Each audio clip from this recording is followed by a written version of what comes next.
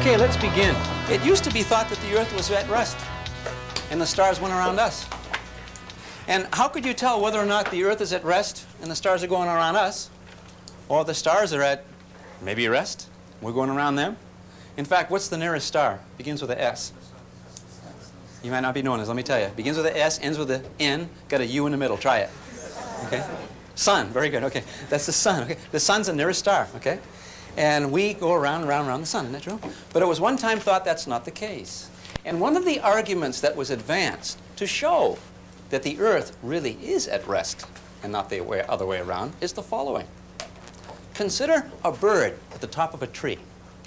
And down below, there's a juicy worm just coming up through the ground. And the bird's up at the top and looks down and sees the worm. Now, we know from experience that it's possible for that bird to drop from the tree, come down, catch the bird, catch the worm, and fly back up. True? And it was stated as such. It was calculated how fast the world would have to be moving, even turning around like day, night, day, night, day, night. It's about at this latitude something like 800 miles an hour, 800 or 900 miles an hour. Okay? Now, during the time that the bird would let go of the tree and come down, the Earth would race way ahead, and the bird would hit somewhere else. So the fact that that's not the case, in fact, when you drop an object, it will fall at your feet. That is evidence that the Earth must be at rest. Give you an example. If the world is turning this way right now, about 800 miles an hour, watch this. I'm going to stand against the wall. Now, I'm standing on the ground, yeah? I'm moving, the wall's moving, everything's okay. That's because it was said. That's because I'm anchored to the ground. But what happens when I jump up? Boom! When did that wall boom, hit me? How come? Check your neighbor.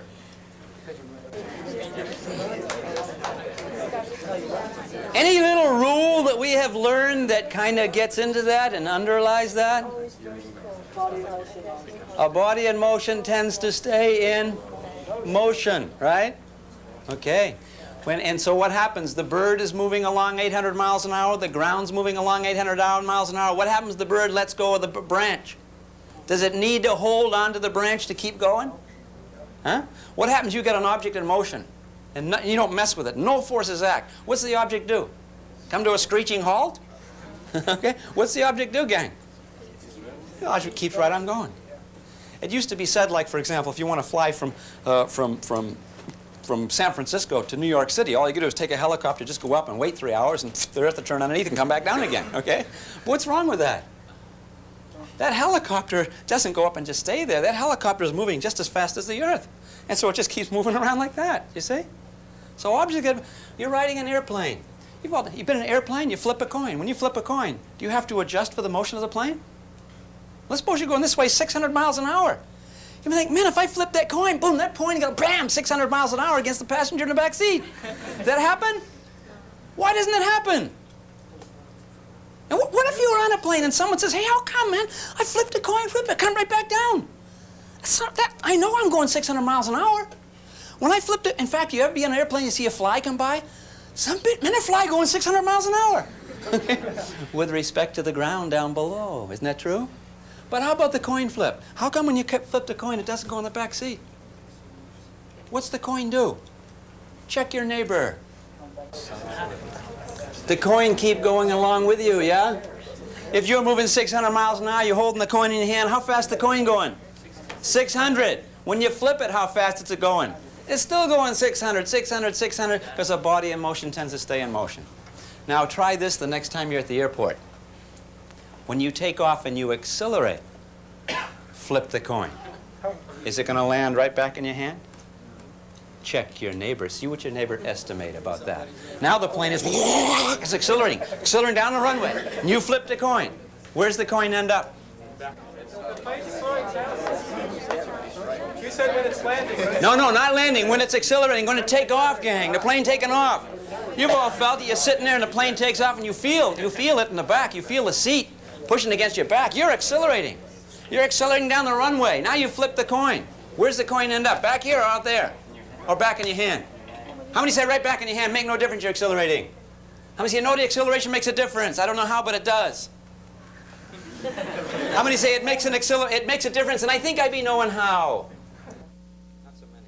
Now look at this, gang. Let's suppose you're coming down the runway. Okay, you're going 50 miles an hour. And just when you flip, you're going 50. This way, huh? Now how fast the coin going as soon as it leaves your hand? 50. But everything's accelerating except the coin, because you let go of it. Now the coin goes up, continues 50, 50, 50, but what do? Now you go from 50 to say, hey, let's hit the coin back there. See, because the coin's up in the air, now you've picked up speed. It doesn't. The coins in your pocket do. The coins in your pocket do, because they're forced right along with you. But once you let go of it, it's going to end up in the back seat. If you understand that, if you do, then you can answer this question. Plane's coming in for a landing. It hits the runway. Did you ever see it happen? The exhaust comes out, they got little cups there and turn the exhaust around, like a retro rocket. And all of a sudden the plane slows down, and you kind of pitch forward. Now you flip the coin. Front seat, back seat, or right back in your hand while you are slowing down, decelerating. Check the neighbor and discuss what you think it be doing.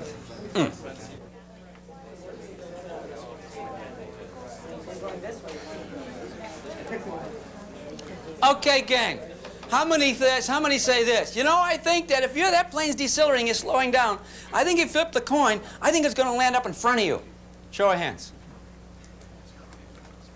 Most of the class. Yum, yum, yum, yum. Great. That's right. That's right. Because now you're going maybe 50 miles an hour. You flip the coin, it's going 50, but you slow down. Now you're going 40. See, so the coin goes further than you. Can you conceptualize that? The coin's going to go further than you do because you're slowing down. Because nothing's slowing. There's no force acting on the coin now. See, there's a force on you, the seatbelt. That's slowing you down. See, when you accelerate, very, very different than when you're not accelerating. But when you're accelerating, there's got to be some force acting. And when you're not accelerating, all the forces balance out. We can kind of say like that like this.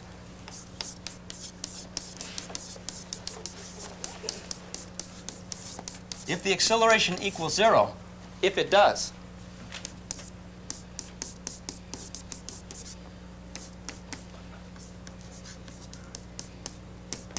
then the net force equals 0. So whenever you're in some object that's not accelerating, all the forces balance out. So when you flip the coin, it's going up. There's no force backwards or forwards. It's going to change the motion of the coin. But if you accelerate and the coin doesn't, then there's going to be a difference in where these two things are going to land. You can kind of see that. We talk about forces. We're going to talk about forces not in terms of pounds, gang, but in terms of newtons. Here's a Newton scale. Here's a kilogram. I'm going to weigh the kilogram. And the kilogram has a weight, gravitational pull, of almost 10 newtons. Want to get strict? 9.8. But we can say 10 newtons. So 1 kilogram weighs 10 newtons. 10 newtons of gravity force. Okay? Like a pound. If I had a pound of butter on here, it would weigh about 4.5 newtons. Or 1 newton's about the weight of a quarter pound of hamburger.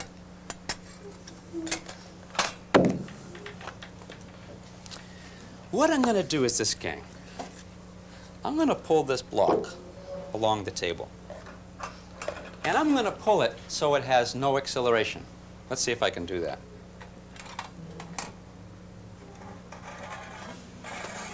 Steady, steady, steady. What was the scale reading when I pulled it? 4. Try it again. I'm pulling against friction, isn't that true? There's friction here. It takes a lot to get it started, but once I get it going, steady, steady. What was the force when it was going? 3 newtons. About 3? 3 newtons is registered, right? Do you know there are people who could watch that and see that it's moving with no acceleration? And they know enough physics, they can say, hey, you know what? I can calculate in my head what the friction force must have been that you were pulling against. And there are people that can't make those calculations. But there are people who can. And all they say is, honey, when you were pulling it, it took 3 newtons to keep it going. I can tell you how much the friction was, so long as it didn't accelerate. See if you're sitting next to someone who can do such a thing in their head. Go. Ooh, heavy, heavy, heavy.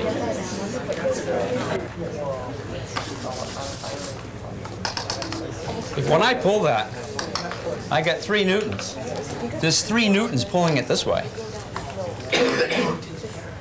Do you guys know anyone who can calculate what the friction must be? Aren't you sitting next to someone? What's the person next to you say? How many newtons of friction? 3. How many say 3?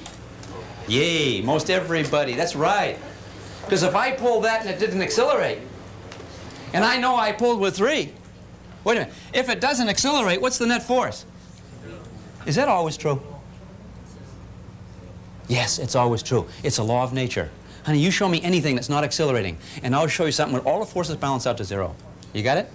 Something not accelerating, net force is 0.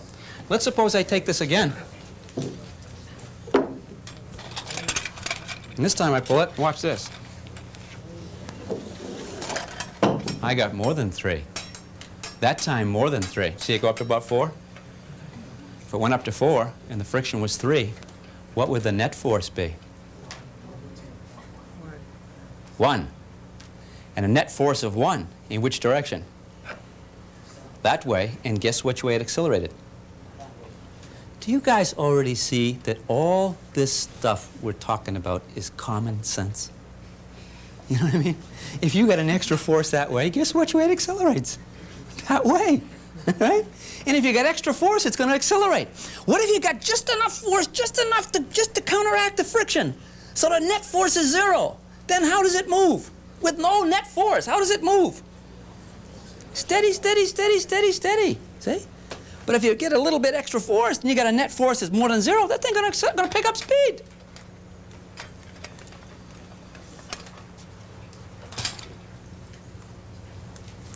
This course can make you popular with people. You're in an airplane someday. You're in an airplane. Someone sitting next to you, very, very delightful. You want to say something maybe that's kind of got some substance, but you're kind of nervous. You know what I'm talking about? You don't say anything. Airplane pilot type over the intercom says, "Okay, gang, we're all flying up here 30,000 feet high. We got a constant velocity of 1,000 kilometers per hour. We got a thrust of the jet engines, 18 tons. I'll call you when something else interesting happens." The person next to you says, 1,000 kilometers per hour. Boom, we're pushing 1,000 kilometers per hour through the air. 18 tons of thrust to do that. Whew. We must be really splattering into all these air molecules up here. Must be a horrendous air drag. Then the person says, "I wonder how much the combined force would be of all the molecules splattering against the wings and the fuselage and the tail. I wonder what the combined force of impact would be of all those molecules. I sure be liking to meet someone who could know such things." And you're sitting there and you say, "Santa Claus has come to town." Honey, I can be telling you how much air impact must be. And this person says, "Hey, I'd like having you for a neighbor.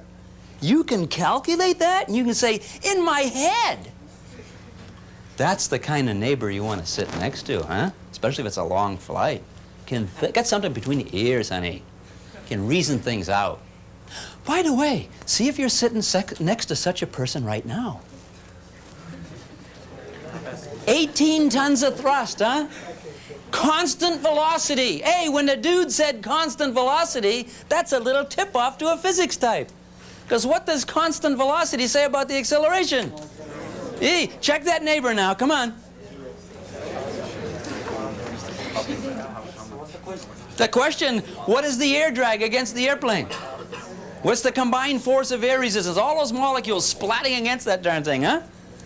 1,000 kilometers per hour, man, they're hitting. Must be a big friction to go through, huh? How much would it be? Okay, can I have a show of hands of how many people think they might know what the answer is in terms of the tons of friction? Show of hands. Hey, looking pretty good, pretty good, pretty good. And what is that estimate that you have? Someone yell it out. 18 tons. And how do you guys know that the combined splattering of all those molecules add up to 18 tons? How do you know such a thing? Because it's going at constant velocity. And to say it's going at constant velocity, say the acceleration is 0, right? I mean, that's evidence of that, right? And so that means the net force must be what? 0. But you know there's 18 tons pushing the plane. And then you say there must be an unseen 18 tons pushing back, honey, okay? And so the net force is 0, and the plane continues at constant velocity. It takes 18 tons of thrust to push that plane against 18 tons of air resistance. That make sense? Now, if you understand that, you can answer this question.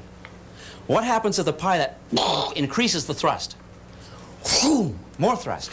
What happens to the speed of the airplane? Come on, common sense. It accelerates, doesn't it? It accelerates to a higher speed, yeah? Because now you got a net force, right? And as you go faster and faster, what happens to the air resistance? That gets more and more too. So more and more thrust will finally bring you to a higher constant velocity, yeah? Let me ask you a question now. What happens if, boom, he cuts down the engines? Boom, cuts them down, cuts them off. Now there's no thrust. What's the airplane do? Decelerate. Why does it decelerate? Why does it slow down? Because now the air resistance is bigger than the thrust. So if there's a net force, there's an acceleration. And we can say that like this.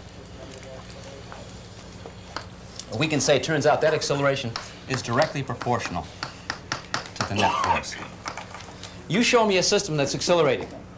And by that, I mean a system that's changing its speed, okay? Some system that's doing this. It's got a change in velocity over some particular time t. Anything that's changing. You show me a system that's changing how it's moving, and I'll show you a system that must have an unbalanced net force. Makes sense, common sense.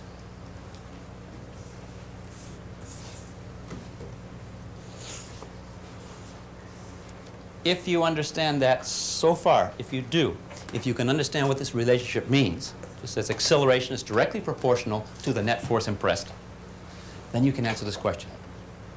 Me and my friends, we're pushing a car. We're trying to get the car started. And we're pushing it, it's gaining speed a little bit. It's gaining speed a little bit. It's not gaining speed enough. We want it to gain more speed. If someone else comes out and pushes also, will it gain more speed? Yeah. Why? More power. Because there'll be more force. More force, more acceleration. Now, I got a question for you. Let's suppose I'm making it accelerate so it picks up like 1 kilometer per hour per second. Let's suppose I want the acceleration to be twice as much. What should the net force be? Begin with a twi. Twice as much. All right, can you do big numbers? Let's suppose I wanted the acceleration to be 7 times as much. How much would the net force have to be? 7 times as much, all right? Can you do fractions? Let's suppose I want the net force to be 9.6 times as much. That's what I want the acceleration to be. What's the net force got to be? 9. You can do decimal. 9.6 times as much. So you see the relationship? So far, easy or hard? E and L. Okay, right on. Okay. Is this hold together so far, gang? All right. All right. Now I'm going to take it a further step. I'm going to take a step that maybe, well, let's see what happens. It turns out how much acceleration you got depends something more on how much net force you apply. Because if I push with a net force of so much on a roller skate, I get an entirely different acceleration than if I push like on a Mack truck with the same force. So how much acceleration depends not only on the net force, but something else, gang. What be it? Mass. The mass, the amount of matter, the amount of inertia, you're pushing against, huh? So it turns out the relationship is that. Let me write it down here because I got my chalkboard screwed up a little bit. In chapter 2, we said this is what acceleration is. Acceleration is a change in velocity with respect to time. That's what it is. Acceleration's change. It's change how you move. Now we're saying how you get it, how you produce it. And we're saying now you produce an acceleration by pushing on something, by applying some net force. But how much acceleration depends upon the amount of matter. This idea is Newton's second law of motion. It's powerful. It's probably certainly one of the most important equations in physics. Powerful. It took a powerful mind to figure that out. Let me give you an example. It was Galileo who dropped objects and showed that when you drop them, they will fall together. I'll do that right here. I've seen this before. I drop them, they fall together. Galileo discovered that. And he found out they had the same acceleration at almost 10 meters per second, if air resistance doesn't count. And the thing he found out was that a great big heavy thing doesn't have any more acceleration than a little light thing. And you know what? Galileo was a smart dude, but Galileo could never answer the question HC. He couldn't do it. He couldn't handle it. And the fellow that came along and handled it was after Galileo died. And that's Isaac Newton. Isaac Newton pulled it all together. Interesting. Galileo defined acceleration. He gave to the world this whole idea. And Galileo also talked about inertia before Newton did. And Galileo talked about forces on things. But you know what Galileo never did? He never took all three ideas and pulled them together. Some people are just simple, like, come on, that's heavy. That explains, for example, why these things fall together. Let's suppose you asked a little kid, hey kid, I'm going to drop these two objects. Which one hits the ground first? Now, most kids today, or we all know what the answer is, don't we, gang? What do we say? Same, right? They fall same, right? How come same? Oh, because the acceleration's the same. Well, what's that say? Kind of begs the question, doesn't it? But let's suppose you asked a little kid who's very, very bright, but ignorant. Never seen it before. And you say, kid, I'm going to drop these two objects. You tell me which one hits the ground first. I'll give you a Hershey bar. Kid says, with almonds? Yeah, with almonds too, all right? You tell me which one hit the ground first. And the kid says, well, can I feel those things first? You say, yeah. The kid take this. He says, that's a pretty heavy piece of metal there. It's aluminum, but there's enough of it, so it's kind of heavy. A big gravity force acting on that. Kid take this. Oh, this little tinky ball. Gee, it's not very heavy at all. It's very, very light. God, doesn't weigh anything. Come on, kid, which one hits the ground first? Kid says, well, obviously, the heavy metal going to hit the ground before this little red ball. You say, how come? God, what is more force acting on it? I know when I'm pulling my toys, if I pull with a big force, it got a big change in motion. If I pull with a little force, it only change a little bit. There's more force, more gravity force acting on this. Whip, boom, gonna hit the ground. Give me my Hershey bar. Then you take it and you drop these things. And the kids say, they fell together. Kid doesn't get the Hershey bar. You know what that kid is saying? That kid is saying this, that the acceleration, change in motion, is directly proportional to the force.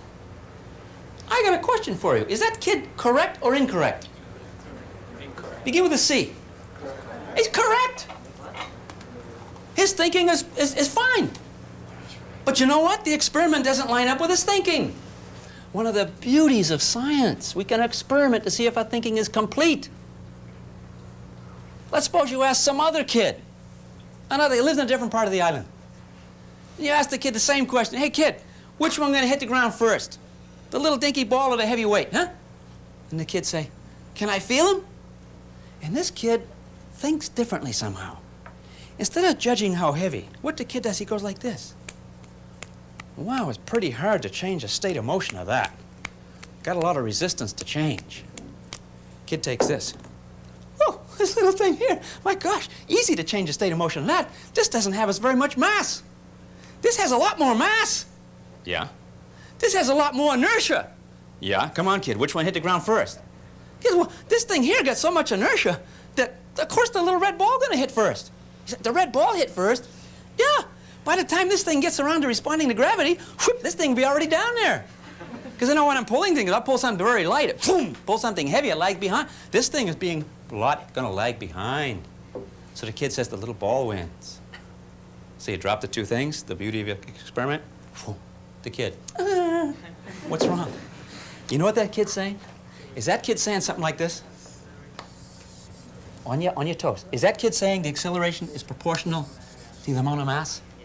Check your neighbor. How many say, no, he ain't saying that? Show of hands. Good. He ain't saying that. He's saying this. First of all, I got to ask you guys all a question. Which number is bigger?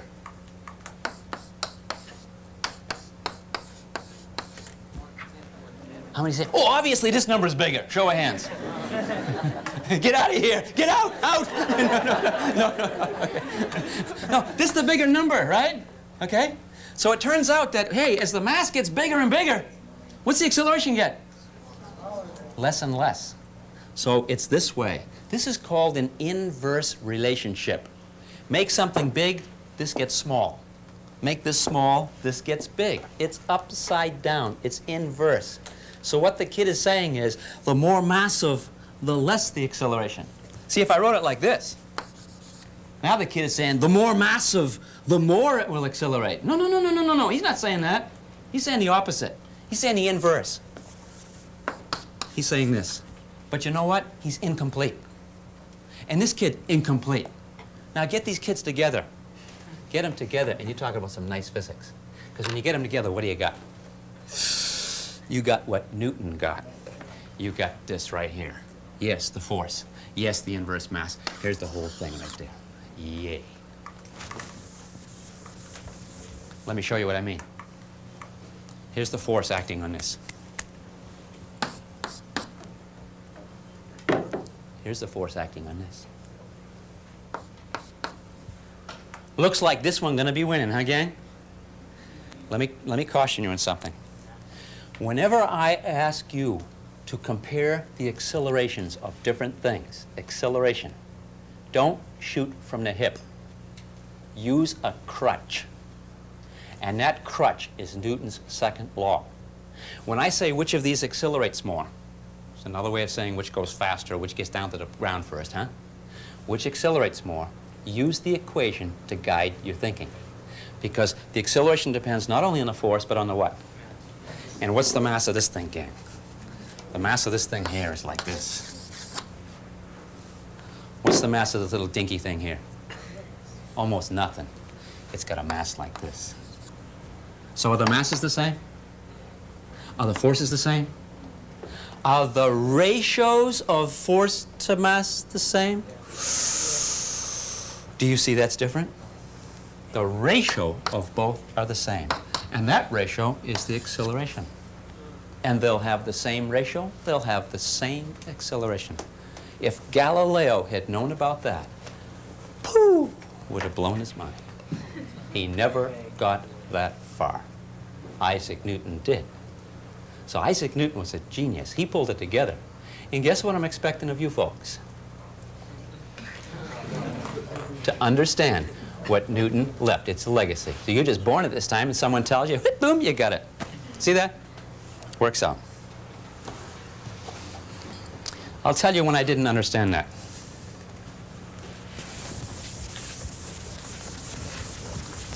When I grew up in Massachusetts.